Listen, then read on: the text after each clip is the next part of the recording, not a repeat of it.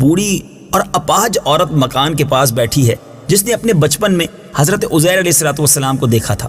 آپ نے اس سے پوچھا کہ کیا یہی عزیر کا مکان ہے؟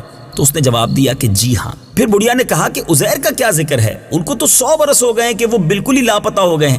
اور یہ کہہ کر بڑھیا رونے لگی، اور آپ نے فرمایا کہ اے بڑھیا، میں ہی عزیر ہوں۔ تو بڑھیا نے کہا کہ سبحان اللہ، آپ کیسے عزیر ہو سکتے ہیں؟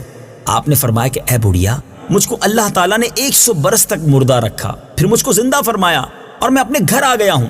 تو بڑھیا نے کہا کہ حضرت عزیر علیہ السلام تو ایسے باکمال تھے کہ ان کی ہر دعا مقبول ہوتی تھی۔ اگر آپ واقعی حضرت عزیر علیہ السلام ہیں تو میرے لیے دعا کیجئے کہ میری آنکھوں میں روشنی آ جائے، میرا فالج اچھا ہو جائے۔